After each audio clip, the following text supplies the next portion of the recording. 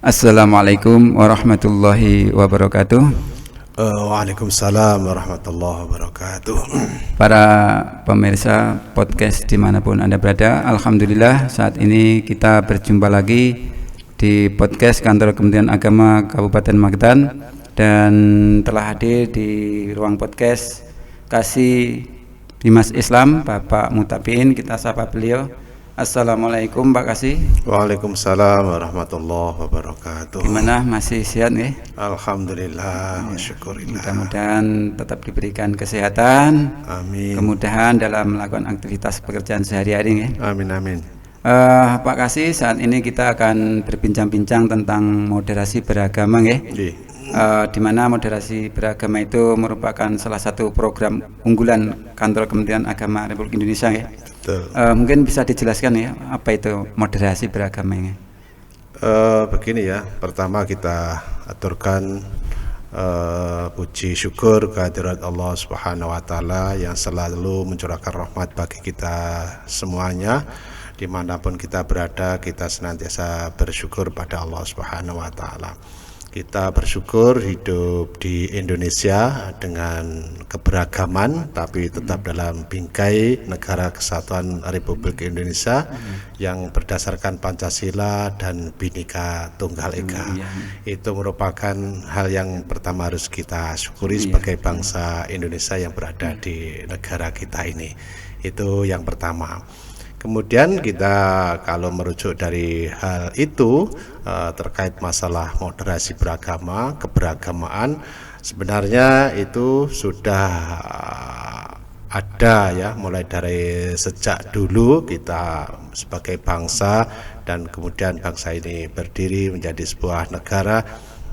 Kita sangat memaklumi kita berada di negara Indonesia yang bermacam-macam suku, ya, kemudian budaya, agama, mulai dari Sabang sampai Merauke, dan itu sebenarnya merupakan khazanah tersendiri bagi kita bangsa Indonesia dengan merupakan juga sebagai kekuatan kita seperti itu.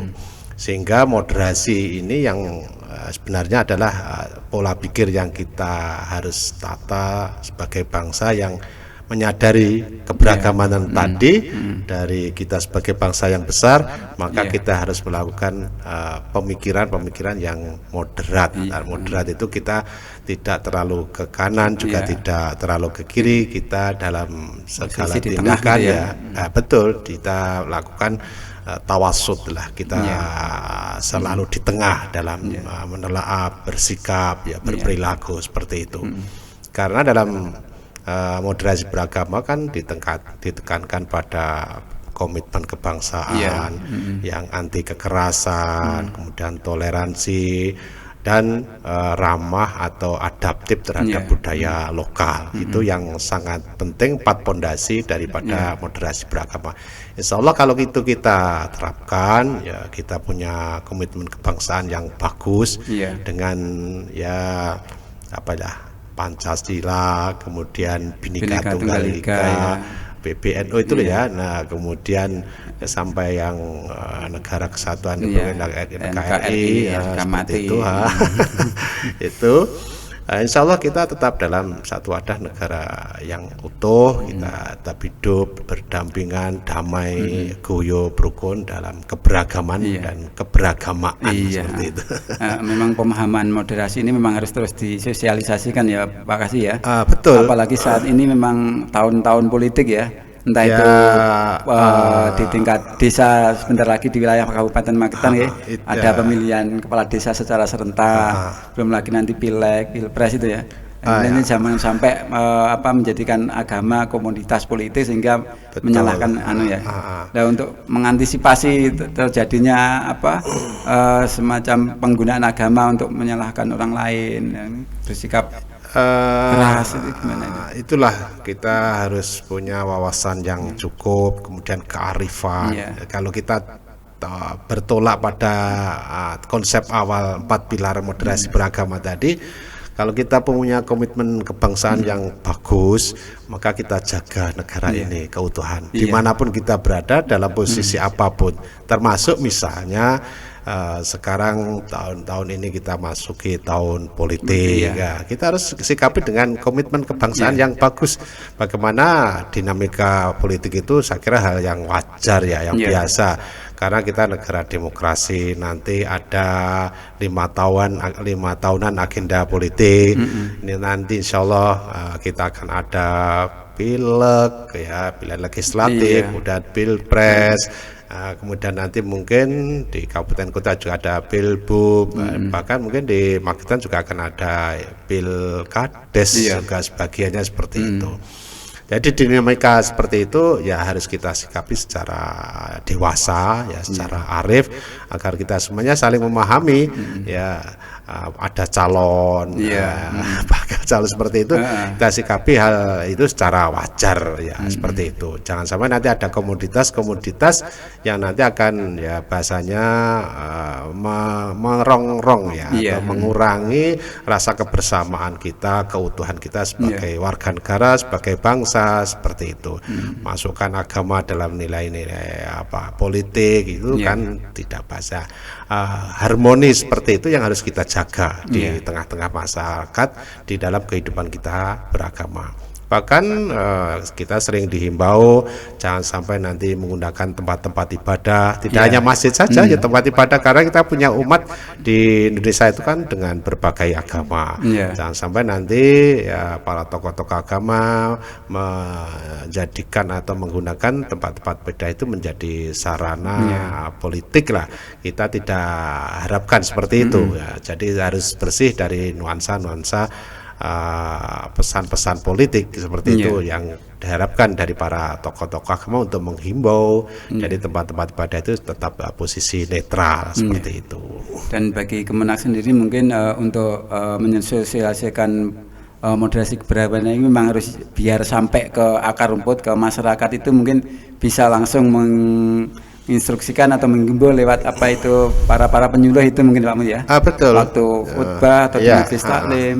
Jadi kita kan punya sarana, ya, sarana, kemudian punya perangkat, kita mulai dari tingkat pusat sampai tingkat bawah, termasuk, ya, di tingkat desa, di tingkat kecamatan kita ada kepala KUA, kemudian ada teman-teman penyuluh, baik yang penyuluh fungsional atau yang penyuluh honorer. Di setiap kecamatan ada 8 penyuluh itu.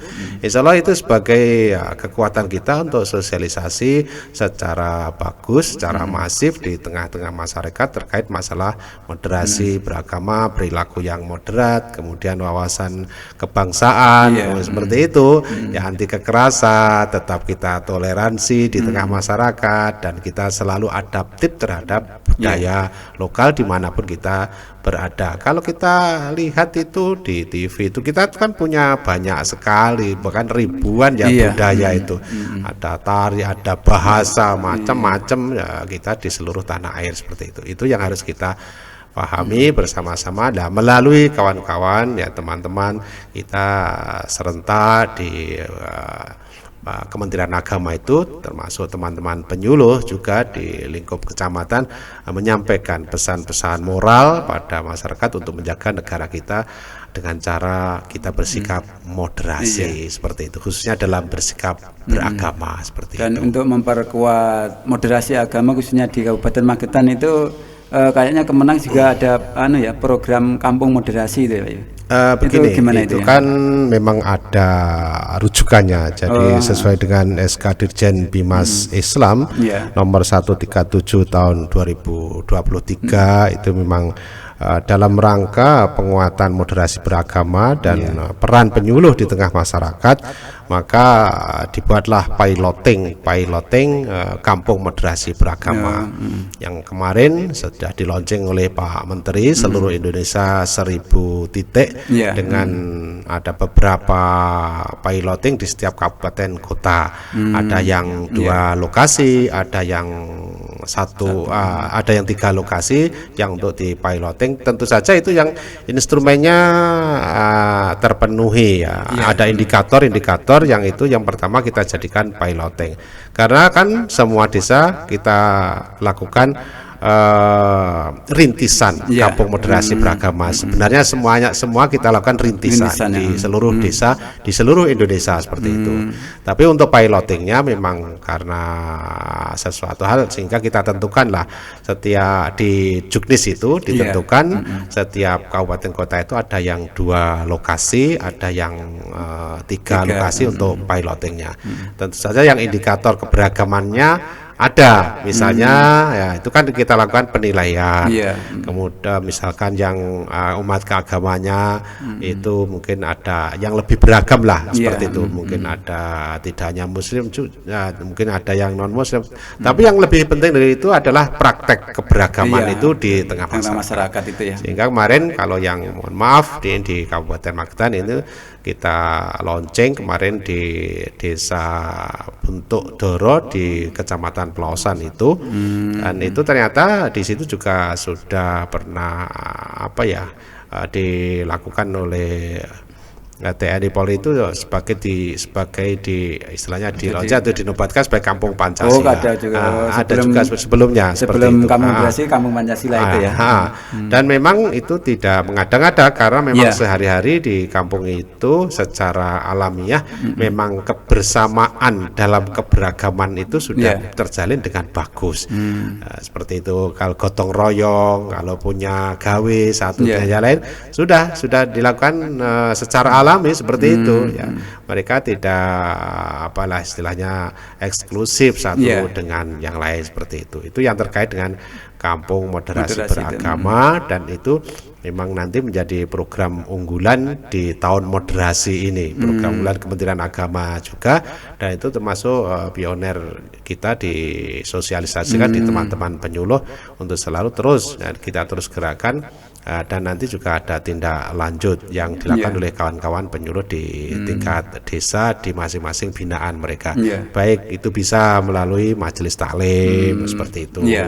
Ya di tengah-tengah masyarakat pesan-pesan itu bisa disampaikan ya, yang pesan-pesan informatif, yang edukatif dan konsultatif seperti itu bisa dimasukkan lah muatan-muatan yang terkait dengan moderasi beragama seperti itu. Terus tadi saya disampaikan Pak Kasih di Bentuk Doro ya yang menjadi kampung moderasi itu mungkin bisa disampaikan lebih detail, mungkin keunikan yang paling menonjol mungkin di sana ada tempat ibadah apa saja, terus ormasnya atau terus ada lainnya. Taruhlah kemarin yang kita launching ya, sebenarnya Magetan kan satu Kelurahan Mospati itu yang di lingkup Kelurahan Pangkalan ya, Lanut Iswahyudi itu, kemudian yang satunya di Desa Bentuk Doro yang kita SK-kan 2 lokasi itu. Tapi karena sesuai Juknis itu launching di 1 titik, maka kita lakukan launching di Bentuk Doro itu. Di antara keunikannya itu adalah ada keragaman tempat ibadahnya ya. Tapi selain masjid ada tempat ibadah non-muslim ada non-muslim juga ada gereja misalnya seperti itu ada.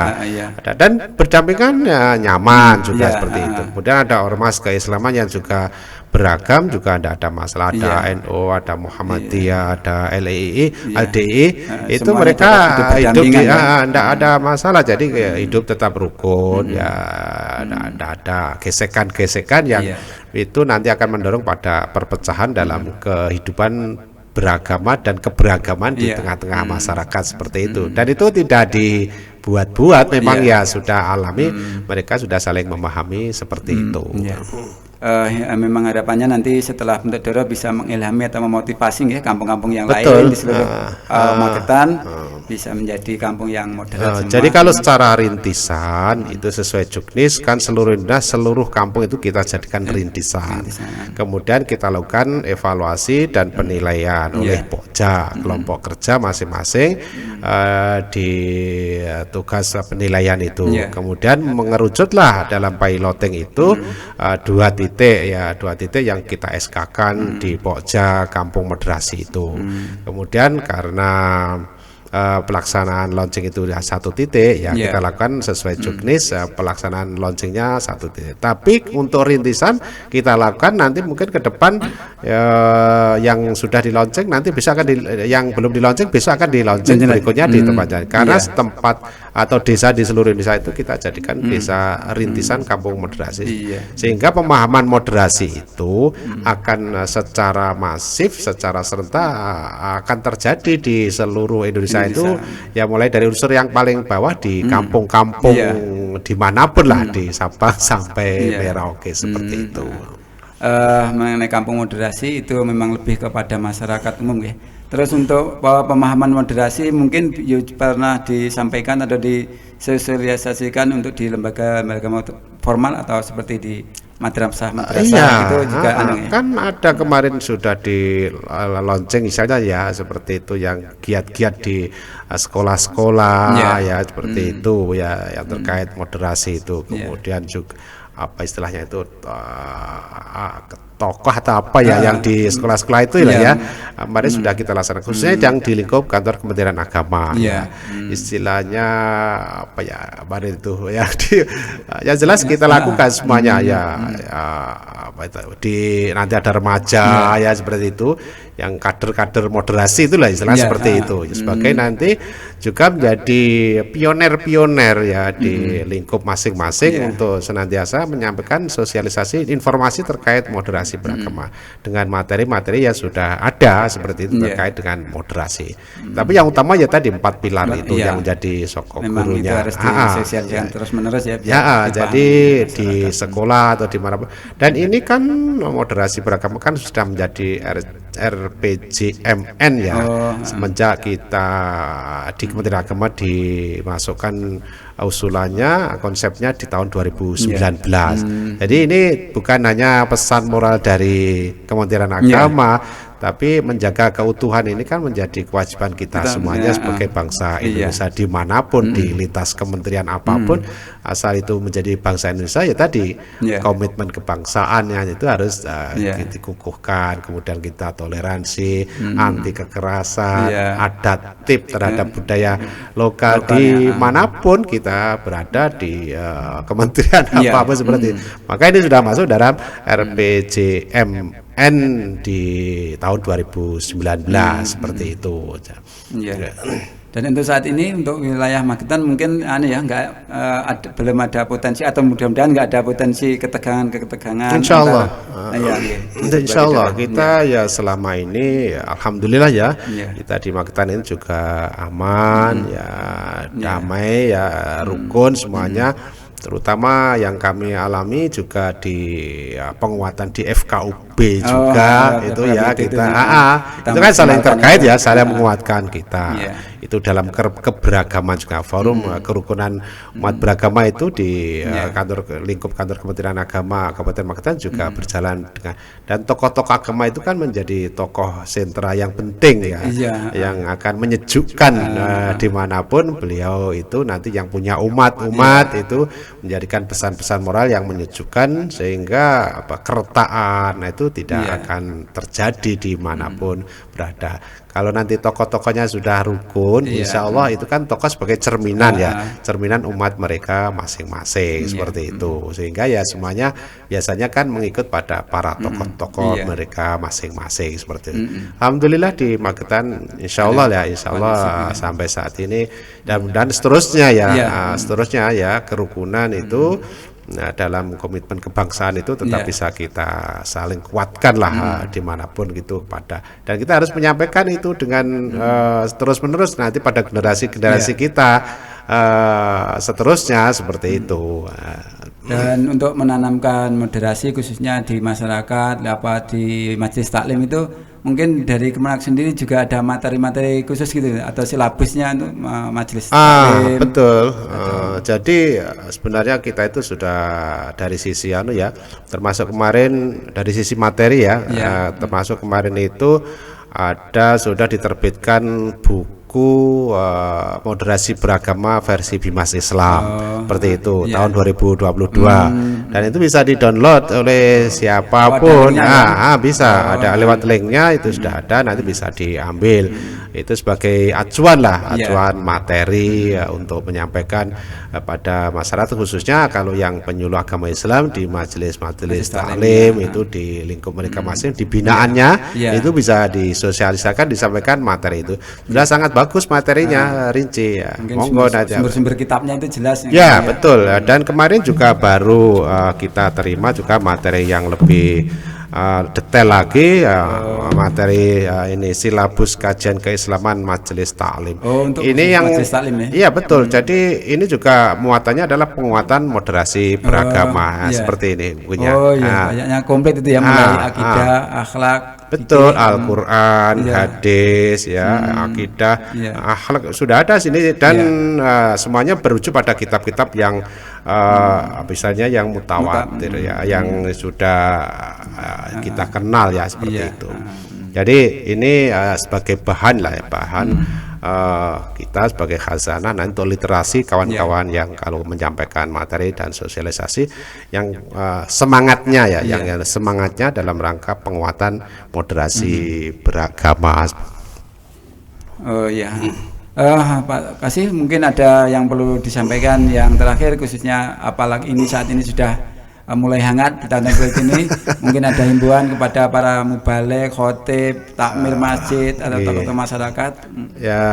Ini pertama kita bersyukur sebagai bangsa Indonesia seperti itu. Kemudian kita semangat di tahun moderasi beragama ini di tahun ini, kemudian karena tahun ini juga masuki tahun politik kita mohon, kita himbau semuanya menjaga 4 pilar tadi jadi komitmen kebangsaan, keutuhan negara kita. Kalau dinamika politik pasti ada, tapi kita sikapi secara dewasa, kita jaga. Kemudian tidak menggunakan tempat-tempat ibadah untuk politik informasi yang tidak menyejukkan atau kita netralitas, dan jangan sampai tempat-tempat itu nanti masuk masalah ranah-ranah politik seperti itu dimanapun kita berada seperti itu, khususnya di Kabupaten Magetan seperti itu. Jadi nanti masuk tahun politik ini mohon pada semuanya bisa memberikan para tokoh juga, tokoh agama, takmir masjid, para khotib bisa memberikan kesejukan di tengah masyarakat agar kita semuanya tetap hidup guyup, rukun, damai, sejahtera, aman, tentram seperti itu. Apapun profesi kita tetap jaga keutuhan negara kesatuan Republik Indonesia ini yang berbhinneka tunggal ika seperti itu. Apapun Magetan dan Indonesia itu adalah rumah kita. Rumah besar kita yang harus kita rawat bersama-sama seperti itu. Saya kira begitu. Barangkali demikian, terima kasih bincang-bincang di hari ini. Mudah-mudahan bermanfaat dan memberikan suatu informasi yang bermanfaat buat masyarakat semuanya. Sekali lagi terima kasih dan doakan mudah-mudahan Pak Kasih tetap sehat, tetap dimudahkan dalam aktivitas sehari-hari. Terima kasih. Baiklah para pemirsa podcast Kantor Kementerian Agama Kabupaten Magetan dimanapun Anda berada, demikianlah tadi bincang-bincang bersama Kasih Bimas Islam Kantor Kementerian Agama Kabupaten Magetan, Bapak Dr. Andes Haji Mutabiin. Mudah-mudahan bermanfaat dan kita bisa berjumpa lagi di kesempatan dan lain waktu. Kita akhiri, wassalamualaikum warahmatullahi wabarakatuh. Waalaikumsalam warahmatullahi wabarakatuh.